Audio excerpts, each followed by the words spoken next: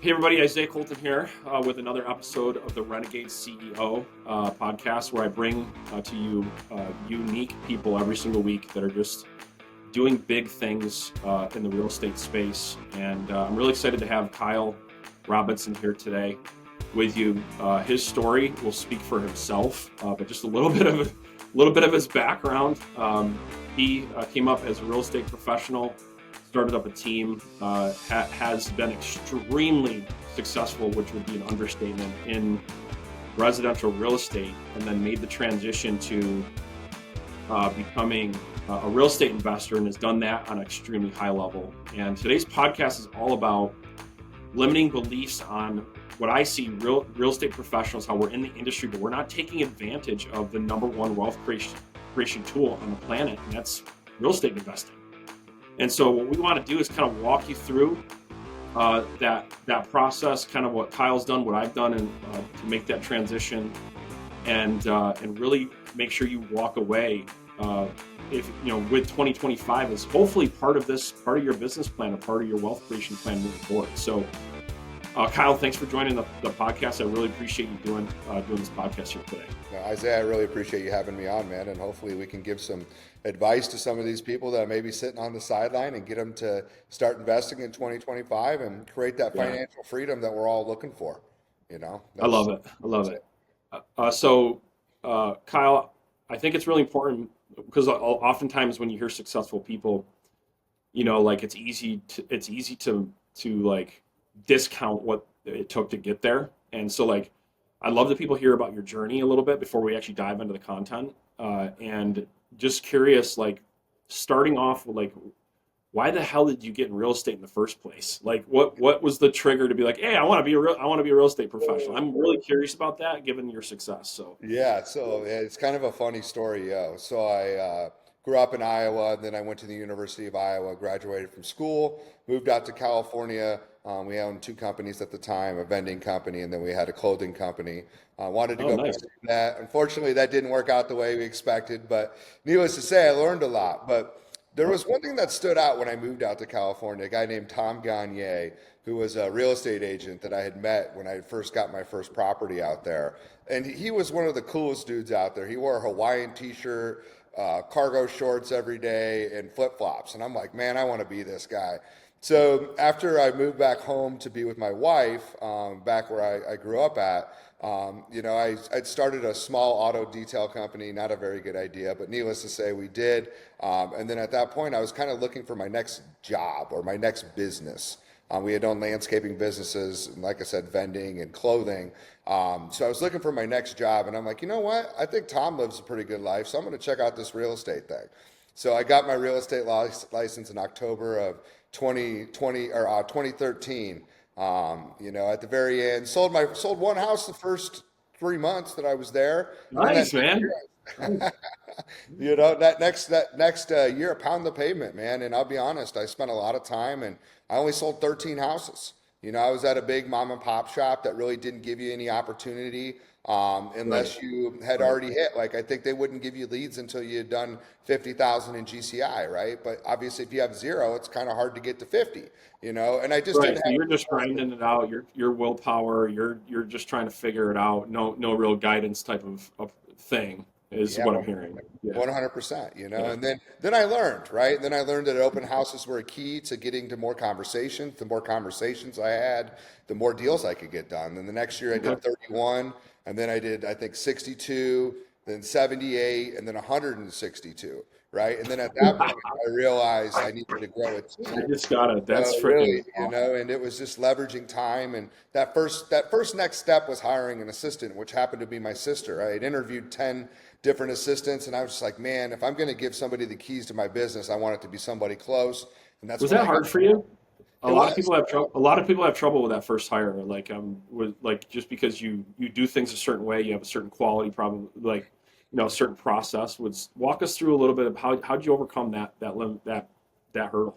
Yeah, I realized that, my best time was being out in front of clients and having that conversation. So the biggest problem that people have is hiring assistants or even virtual assistants is they don't spend the time necessary for them to actually gain the knowledge so that way they can do the things behind the scenes. So it was That's one really of good. those things. My sister's a very organized person.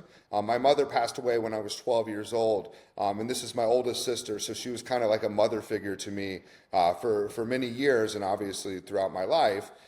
So she's kind of kept me, she's kept me in line. She's one of those people that writes notes on That's note awesome. cards. So I knew that if I gave her the time up front, that it would really allow for me to go out and actually do what I do best, and that's meet with clients. So, luckily with that situation, I was able to sit down and give her the information necessary. And she's really a do-it-herselfer. So once she got an idea, kind of the framework of it, she was able to create a system that was better than what I had created, right? So, and she's been with me since. We were going on a really. That's awesome. And this is not the topic here for today, but just on a side note, if you're right now, you're a top producer, you're approaching six figures, you want to go to the next level.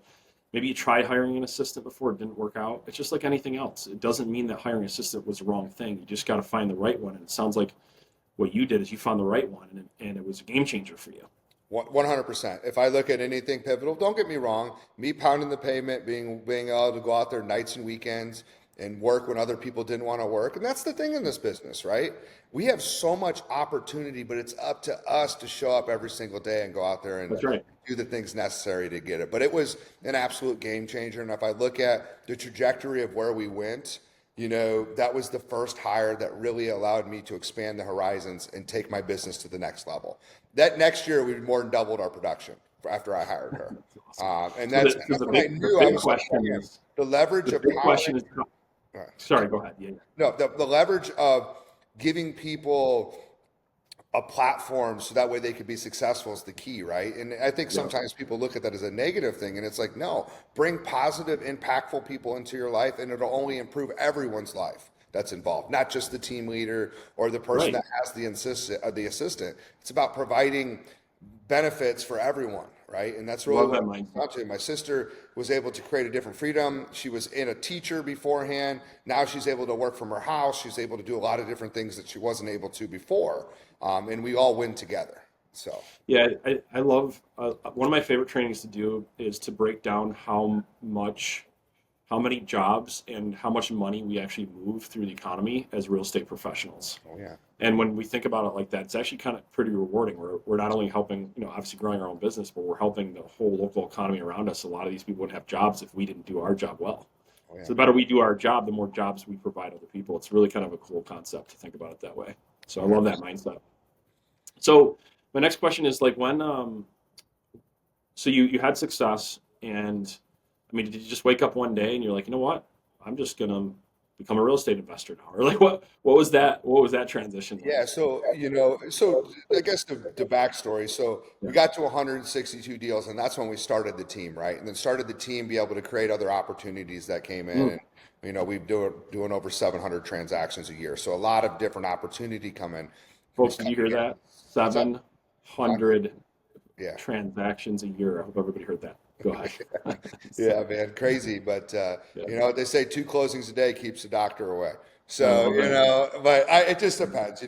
Obviously we're running our team in a different capacity, but we love everything and love the people that are with us in our journey. But what that's allowed us to do is be able to create other opportunities that come into our business. Just like you said, the amount of different people that are involved in one transaction, there's over 40 different people that get paid in every deal, from a home inspector to the title company to homeowner's insurance, the photographer, the cable company, the utility company, all these different things, and figuring out the logistics behind that. But what this has allowed me to do is be able to bring deals into our ecosystem. So I started in real estate investing in 2017, about 3 years after I got into real estate. And actually what happened was, and there's a blessing, I had an investor that was buying a property, and unfortunately some stuff came up and he wasn't able to perform. And at that point, I had a decent amount of money stocked up. And I said, you know what? I'm not going to let this deal die. I'll buy the property. I'll fund the rehab, but I want 50% of the profit. And that's where it Nice. started. That was the first deal. He wasn't going to be able to perform. It actually ended up working out in that aspect. And that's what spiraled us to getting into real estate investing. And I'm one of those guys that once I do things, I want to take it to the next level. So we joined a mastermind group, Seven Figure Flipping, with Bill Allen Nice. and Justin Williams. Yeah, I've heard great things And about them. yeah, man, that's what opened the doors up, not only in my real estate investing business, but also my retail real estate business. I realized Yeah. I was playing small, right? Yes. And then that's when we really started to open the doors to things and really start to leverage and bring more people into our ecosystem and provide them benefits so that way they could go out and produce and, create that financial freedom that they're looking for them and their families. So it was amazing. And then one big thing that we do as a big proponent is we try to encourage our agents to invest, right? We want people to invest into other things other than real estate commission checks. Real estate commission checks are great, but it's what you do with those checks that's really going to create the financial freedom that you're seeking, right? If I look at retail Yeah. real estate business, it's actually our fourth most profitable business, but from time spent, I have other things that are more valuable than I do in my retail real estate business. Yeah, I love it. I love it. Yeah, that was one of the reasons why I got involved in real estate is because it is if you do it right, great for cash flow. You can help a lot of people. But one of the things that I saw very quickly as we were building our real estate team is kind of like what you're saying is that if you do it the right way, it can be a great tool to invest in other things. So like we my first investment, it was into another business that turned into a referral program with 700 agent partners that ended up doing like $8 million in back end referrals. But if I didn't think about and structure my business the way that I should, start thinking about investing in other things, I would have never been taken advantage of that opportunity. And that's kind of what I'm hearing. I think the first lesson, and maybe you could expand on this a little bit, is like do you build in or did you build into your retail business the idea of taking a certain amount of cash flow and using it as and kind of like investing that money back into your real estate investing, or was that part of your formula, or how did that all shake out? So we've always been 70% back into investments, live on the 30%, right? So a lot of the stuff Huge. we have 13 different businesses, That's awesome. and that's constantly what we're doing. Don't get me wrong. I think that real estate investing is great, but it's the cumulative effect of all the different things, right? Like one big thing right now is we're looking at service businesses, trying to get into roofing, siding, get into HVAC, and right now we haven't done any of the HVAC portion of it, but it's these service businesses, these Yes. different businesses in which you can get ownership in and empower people. It's really what's going to take you to the next level. Yeah, So. and a lot of them complement each other, right? So like once you figure out how to run one of them, you're gonna, they complement each other. So that's awesome. I love that. I love that model. Let's talk about some of the limiting beliefs that maybe people have around real estate investing. Like, what do you hear? What do you see? Like, why more realtors don't invest in real estate? Well, I think it's because they have bad mentors. And I'm not saying bad mentors, but they have mentors that don't invest themselves, so they don't understand it. The first brokerage I was with, I think they're a great brokerage, but unfortunately, they were not very pro investor. It was almost the mentality that when somebody was out investing, it was taking money away or time away from them making commissions, thus not earning the company money, right? So, Right. to be honest, when I first started getting into investing, the brokerage I was with was somewhat negative about it. They're like, Kyle, this is going to be a distraction. A lot of people say they want to go down this route and they don't have success. And don't Yeah. get me wrong. I mean, I think, Isaiah, we can both say that we've met multiple people that have invested in real estate and didn't have a great experience, but they also probably didn't have a great plan. They didn't have good contractors. They didn't have a vision for what it needed to look like. And they probably had somebody that guided them that maybe didn't know what they were doing. I will tell you this, if I was a real estate investor, I would probably want to work with somebody that's invested in real estate. One of the Yeah. worst things that I've Yeah. seen with people is when they hire somebody to help them buy a flip house, but they run Right. bad comps, right? ARV, after repair value, is super important. I mean, I've got a So client that important. we're working with right now that I believe the agent gave them bad info to begin with, and now they're in a tough spot, right? And Right. you're only as good as your numbers. right? And that's the same thing with properties. You can buy the best property in the world, but if you have a bad property manager, it'll crush anything that They're you're crushing. doing. So it's all Yeah. about it's all about the combination of the right resources. And when you have the right resources, it can make for a very, very good experience, right? And that's why we're here having this conversation. We're here to reach out to and encourage you guys and let you know that this is a path that you should be looking into, right? So getting back to, I think a lot of times they're just not getting information. There's not really a lot of brokerages out there supporting people to become real estate investors. And I think a lot of it has to do with they think it's a distraction. Right. So, and I don't disagree. If you're chasing all these shiny objects, it's really hard to become a master, right, at what your craft is. But I do think there's going to be opportunities that come to these real estate agents and they're just not even thinking about it. And then at that point, they're missing opportunity. Like I had one of my team members, I just bought a house with one of our team members. He's done a couple flips, but he wants to get a better understanding of it. Real solid deal that we took down yesterday with him, in which we use private money, right? Don't get me wrong. I use a lot of institutional money through community banks here that's cheap, interest-only loans. But in this situation, we had somebody that was advantageous. They had some money that was sitting there at work, and we were able to borrow it. We had no money out of our own pockets, and we're going to make a very, very healthy return, right? And showing him how we can do that on repeat, and make several hundred thousands, if not millions of dollars every year based off of these opportunities that are coming to them, right? Like I think in this particular situation, our agent will make at least 45,000 gross. We'll have to see how things shake out right now, but that's his portion of 50%. I think that's a pretty good deal, right? Huge. Yeah, and it's one of the cool things that happened to me and some people on my real estate team is we were trying to find more sellers, right? And so this is back in 14, 15, and we signed up to ZBuyer, and they have the cash offer leads. And so we were trying to put together a program from there, and then I found a started building my list of investors at the time when I wasn't doing real estate.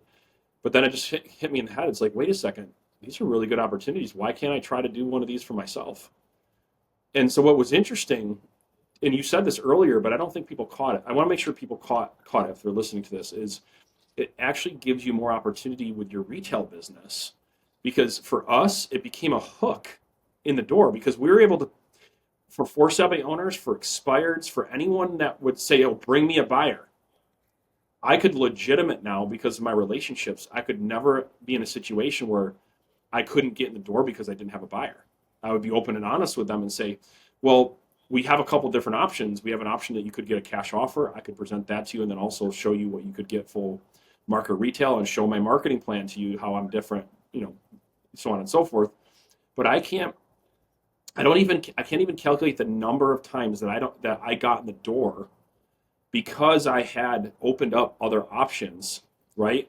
That led to more retail business as well. Because if they didn't make sense to get a cash offer or to do an investment, and so I want you guys to think about it from that angle too, is that having these type of relationships and then it will open up more business for yourself. I got a really cool story, Kyle. Her name's Chrissy Young. She was hesitant to do real estate investing. She got a cash offer program together. She ended up getting a call from a local investor, and now she has a 50-50 program with him. But if she didn't think about that, not only is she doing some of her own investing, but she's making more money when she turns them over to the real estate investor than when she's actually doing the deal herself, going full retail. So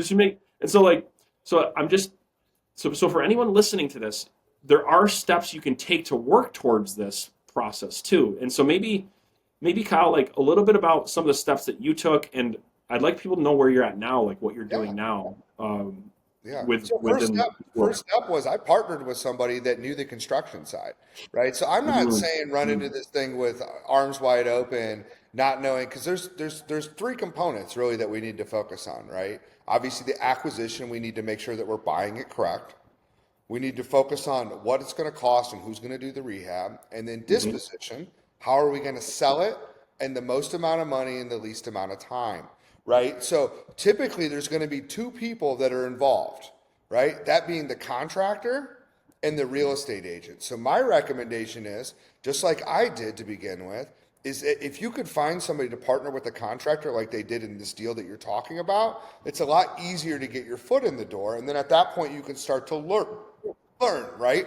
50% of nothing or 50% of something is better than 0% of Heck everything. yeah. And that's the thing that we realize. So I think finding somebody that's done it before, and especially if you're able to bring them opportunities, partner with them to begin with. I'm going to throw a shameless plug out there. If you can't find them to partner, call me. And as long as it's a good deal, I'll partner with you, right? I don't Love care it. where it's at in the country because at the end of the day, it's dollars and cents.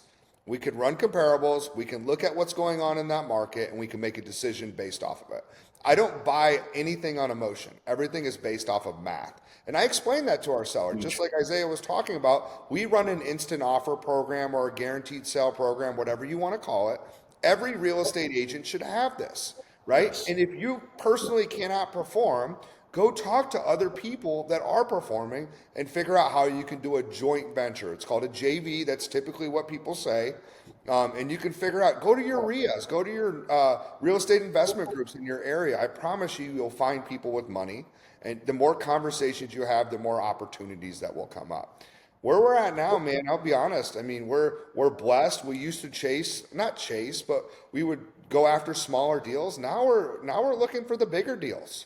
We had in 2023, we've got one that we had gross of, I think, 203. We had another one that was a gross of 114, and these are on $450,000 houses, guys. That's awesome. This isn't like super expensive Yeah. stuff.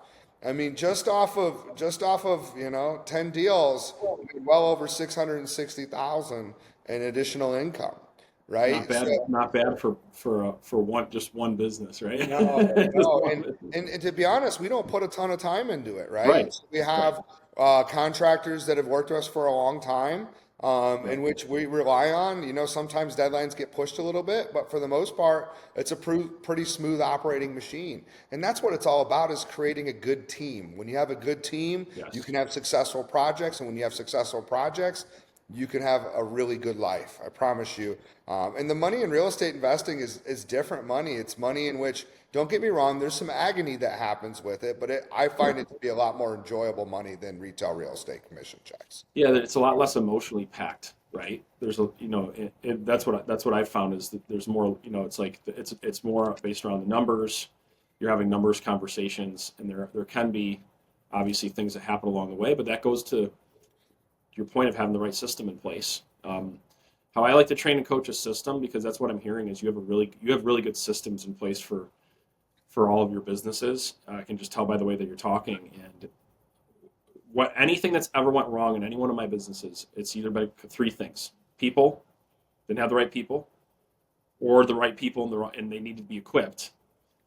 Second thing was the process, meaning like an outlined process or a best strategy or best practices to follow to make sure things don't go wrong and make sure the right things go right.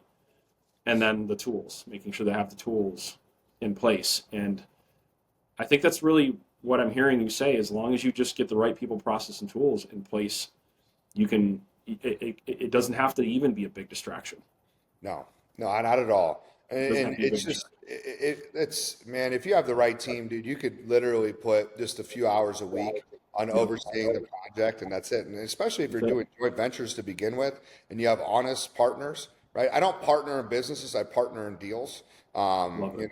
Don't get me wrong. There's certain stuff that I will invest with other people depending on what the situation is. But I just find that making sure you have solid expectations up front, and then you inspect what you expect, you can have a ton of success. But it's really about having a strong relationship with somebody who has knowledge of the real estate and knowledge of the construction. And if you have those two things, you can be very, very successful in real estate investing. So, What are your thoughts about buy and hold in today's market? so actually, my COO Marcus sent me a message earlier today. He goes, "What do you think about Warren Buffett selling off a bunch of his shares in commercial real estate?" Yeah, I said, "Well, we've been talking about this for a while. Don't get me wrong. I understand that we're heading into a different political climate in which interest rates probably will come down, which is a good thing. But you got to yep, understand there's a lot of debt out there from 3 to 5 years ago on balloons that's going to be coming due here soon, right? ooh, So I'm always been a big fan of multifamily investments. I think right now on the commercial side, I think there's opportunity, but there's also a lot of scared people out there right now. You know, when you're taking a 3.5% rate and you're refinancing at 6 to 6.5, 7, that's Right. a big difference in cash flow, right? So I think that's Huge. one thing that people have been really holding on to is appreciation in most areas, although we are seeing some areas on the coast and some in the Midwest in which some of the markets are slowing down or cooling down a little bit.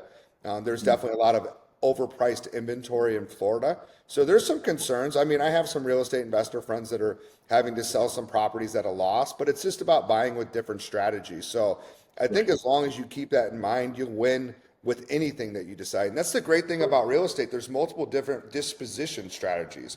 You can buy and hold. You can do short-term rental. You can fix and flip. If you have to, you can take a loss, right? You could Yep. potentially look at doing some creative financing and doing a subject to, or Yep. doing innovation, or whatever the case may be. There's a lot of different levers you can pull. But cash flow right now has been challenging unless you're able to get really good deals just because of the higher interest rates. So we started with single family rentals and then duplexes. Now we focus more on apartment buildings. But we're in our next phase. Right now, we're looking to sell apartments and then get into more of a syndication where we're not getting any of those phone calls anymore. So I think it's Right. a natural progression. But Yeah. certainly, I will tell you that our personal financial statement has certainly been a benefit on buying and holding. Right. I think a lot of Awesome. times you look at a lot of people that have been flipping houses for 10, 20 years, they go back and do research on the houses that they flipped. They're like, They're holy like, smokes, man, we've doubled I it. know that's happened. I know that's happened to me. I know that's happened to me for sure. Yeah. But you So know what? At the end of the day, you got to look at what did you take that money and do with it, right? And that's the exactly. key thing. Yeah. So you probably more than hopefully doubled your money over that time frame. Exactly. So, It's easy to lose track of that. There was a reason why you sold it at the time. Hopefully, it wasn't to go just buy another fancy car, although that's cool too. But like, hopefully you did something well with it, and that you sold it for a good reason and turned it into more money, right? So, 100%. yeah, I think so for my listeners, my community, one of the things that I really try to help people do is to not get in real estate just to have a high paying job. And if you're in that if you're in that situation where you're doing well and but you feel stuck, maybe you feel a little bit burned out, maybe you're trying to build a team. I want to encourage you guys that if you in 2025 you just take a step back and you plan your business plan, not only like what you're experiencing now, what you want now, but what you want a decade from now.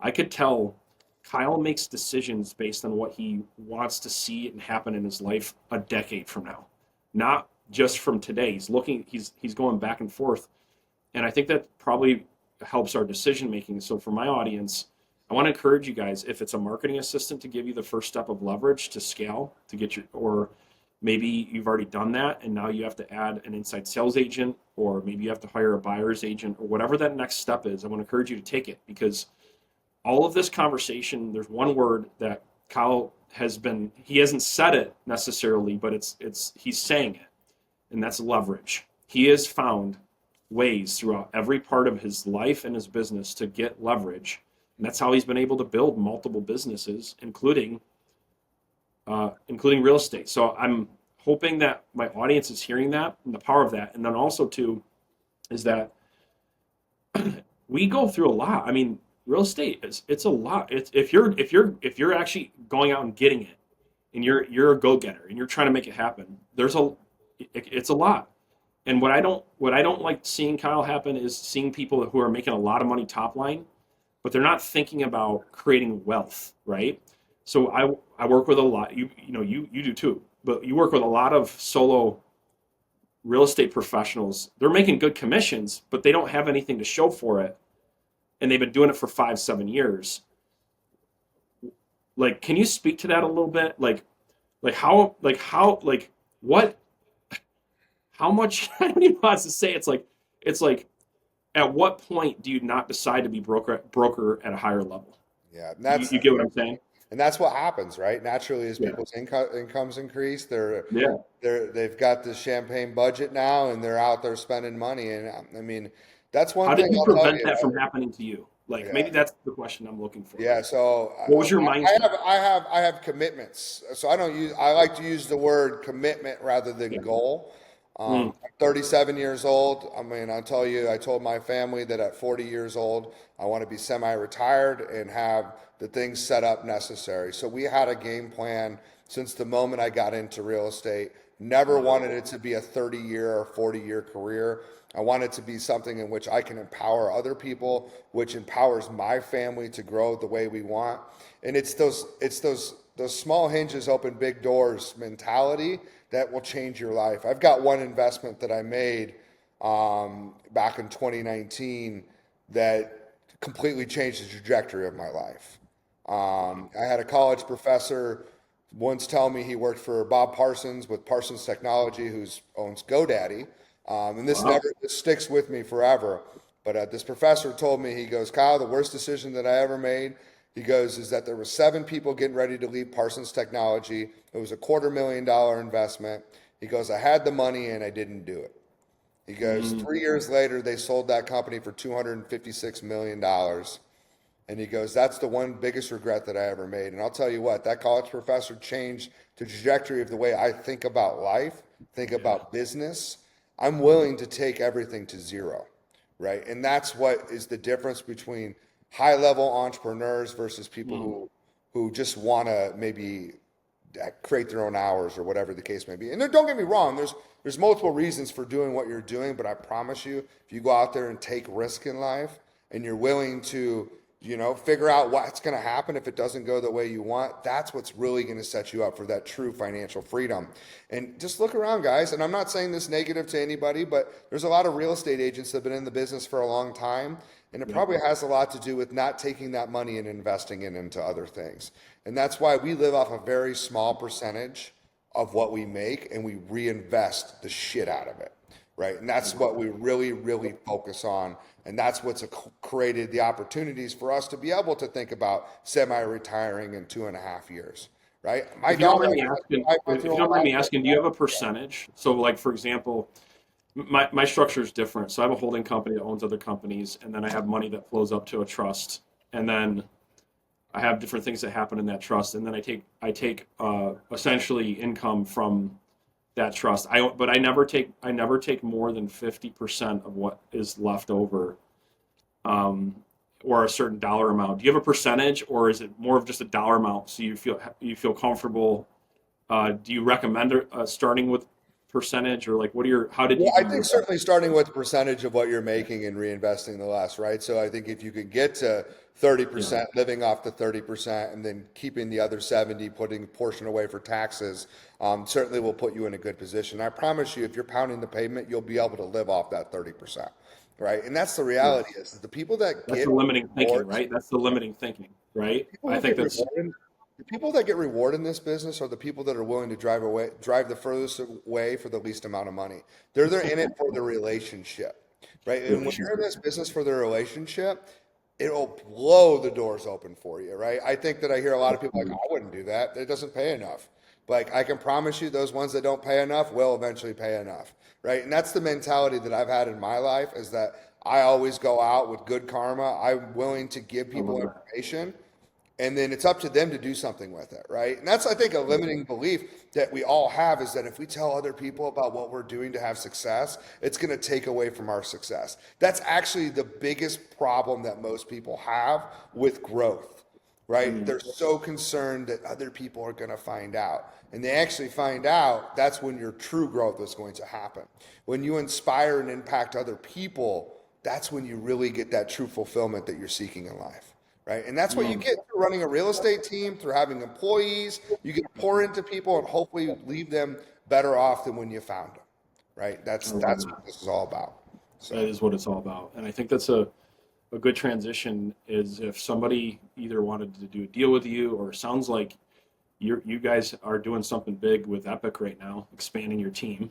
And so maybe just talk a little bit about what you got going on now and different ways that people could work with you if yeah, man. Yeah, so no. it's super exciting. So yeah, we made a push over to Epic Realty, and in July with my good buddy Lee Garland in Mississippi, and really I create love something Lee. He's such a special. great dude. Oh yeah, no, he's amazing. Yeah, no, we really talk a lot about things back and forth in the real estate community. Highly respected. Watched him make the move over, calculated ours, and just saw that the trajectory was there, and it was one of those things that we wanted to attach our wagon to, and certainly rely on a lot of the benefits that are there. But it's allowed us to really take this more nationally and have more conversations with people that are looking or like-minded, that want to set their businesses up similar to us, that have goals to achieve more than what they've been doing, and really just hop on a rocket ship, man. That's what it boils down to, and I'm super excited about that transition. And then as far as real estate investing, guys, we really want to be able to have conversations with you, empower you to make positive decisions that will impact you and your family's lives. And like I said, I'm sure if you call me or Isaiah and you say, hey, man, we got a good deal, we'd be more than happy to take a look at it and see what we can do to help partner with you. And that's what I really want to leave you guys with, is that it's your own limiting belief that's stopping you from real estate investing. I'm going to tell you this right now. I've been a part of seven-figure flipping since 2017, still an active member inside the Altitude Group, and that has changed the whole trajectory of the way I think about things. I think sometimes we're like, oh, we're limited to the amount of money we have or the amount of knowledge we have, but that's not true. You're limited to the amount of conversations that you're not having, right? The more conversations that you have with people, those doors will be open right away, right? There's a 500K challenge on Seven Figures website right now. If you have no money, go on social media for the next 30 days, tell people about what you want to do, and people will come out of the woodwork. I'll give you one thing.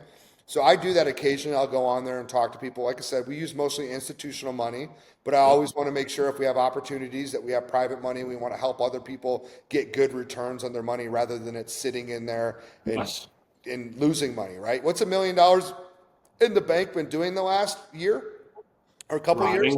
Losing money. Cash is trash, man. So getting them to understand that money can be helpful. But by having conversations, I promise you, even though you don't have something right now, you can still accomplish this goal of real estate investing. You can use other people's money, OPM, other people's money. And I'm not saying that to do it recklessly or anything wrong, but it allows you more leverage, right? If you actually talk to a lot of real estate investors, especially ones that are around in '08, they use more of other people's money than their own money. And there's nothing wrong with that. As long as you're making educated decisions in which everyone's going to win from it, it's actually a benefit, right? And so I guess getting back to that story, I had a guy that I had reached out to me, and I'm not going to say that I didn't think that he had money, but I had no idea how much money he had.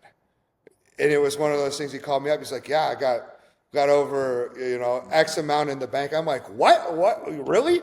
He's like, yeah, dude. He's like, I don't know what to do with it. He's like, I make really good money, but I just don't really trust anybody. I'm like, well, why don't we work on a deal? Literally 10 days later, we did our first deal, right? And it's just by putting that message out, this guy that I would have never thought had that much money reached out to me, and we created a connection. And it's like, wow, you know what? Whenever I have any opportunities that I'm not going to take to institutional, this is something that I'd be willing to have a conversation with you about. So it's just limiting beliefs. Just because you don't have it right now doesn't mean you can't be doing it. And if you guys are worried about that, call me, because that's the thing that stops people from starting now. You can start. Kyle will make sure you have a checkup from the neck up real quick.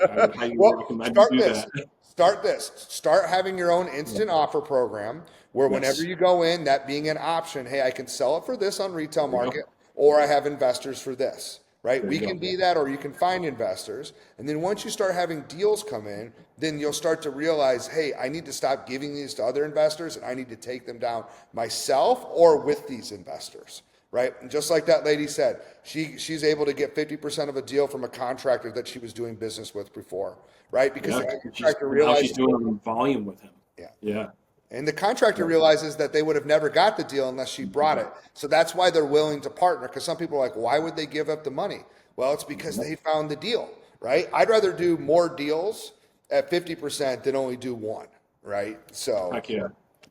So I'll give you a chance to think about your favorite flip story. I'm going to tell mine real quick, and I know you got to go in 4 minutes. So my favorite flip story of all time, people thought I was crazy for buying. It was this house in a suburb of Rochester. It was definitely it was a luxury house in a neighborhood that was not necessary luxury. So it went into foreclosure because he was a drug lord. He got caught after 10 years of activity, and they finally caught him. And when you walked into the house, there were chandeliers all over the house. And so nobody was buying it, nobody was touching it, but I went and got the chandeliers appraised. The chandeliers total were worth $350,000 all over the house. And so I'm sitting here and I did the calculation. I was going to lose money on the actual flip. And that's why that's how they were calculating it. For some reason, people weren't processing the chandeliers. And so, make a long story short, I bought the house. I actually lost money on a little bit of money, not much, but I actually broke even, lost a little bit of money on the actual flip of the house. But I sold those chandeliers at a discount and made about $175,000 on the chandeliers. That's probably one of my favorite flip stories. So if you got, I know you got 2 minutes before you got to go. I don't know if you have it's amazing on how much opportunity you have to assess the whole deal, right? Like another one is parcel splits, where you can sell off lots. A lot of people overlook that. They're like, oh, this is what I got, but they don't realize they can get another 100, 200, 300,000 for that additional lot. I mean, I will say the best deals that we've done are buying paper. So actually buying the notes from the bank and sending them through foreclosure. Nice. We had one we bought 15 houses for $650,000 that had an ARV of 1.9 million. Some of these houses, or maybe it was 1.8 million. Wow. Some of these houses were already done, Isaiah. They were like literally, we bought it. Wow. We had one that we had to sell for a loss, but it wasn't a loss. It was obviously a net gain on the whole thing. But right now, firehouses. Our best stories are on firehouses, stuff with smoke damage. That is our bread and butter. Yeah. Right. A lot of money there, I heard, if you know how to do it right. So I own a roofing and restoration company, so we're able to go in there and restore them. And those have been some really good multiple six-figure jobs. That's awesome. So I highly encourage you guys are out there, and if you come across a firehouse with smoke damage, give me a call, and I'd love to partner with you on it. I love that. I'm going to keep that in mind. That's really cool. Yeah. My buddy's made good money on those too. He's told me some really interesting stories on those. Oh, yeah. Well. Don't tell too many people, guys, but that's one thing, So I'll give it to you because most people won't take it. They're intimidated by it. They won't. I want the ones they're intimidated by. That's right. Where I make the most money. So. That's right. Yeah, we could do a whole another podcast on buying unique homes or buying unique flips that other people are intimidated by. That would be a fun podcast to do someday. Well, I know you have another obligation here, Kyle. I appreciate your time, and I'm looking forward to sending this out to my database. And feel free to reach out to Kyle Robinson, Facebook, Instagram. Kyle, any other ways that you would prefer people to reach out to you? Yeah, I'm going to give you my number because I want you to call me, 563-505-1806. I know a lot of people say they don't. I'd love to partner in deals with you, and I hope you guys take this seriously. The stuff we talked about today will change your life. It's not if, it will change your life. So start taking action today, and I promise you, just because you have the limiting belief that you can't buy the house, you truly can. Just go have the right conversations. So. I love it. Kyle, I love your approach. I love your authenticity and your desire not only to have success and create wealth, but help a lot of people along the way. Yeah. And it's really, really, really awesome. And thank you again for your time.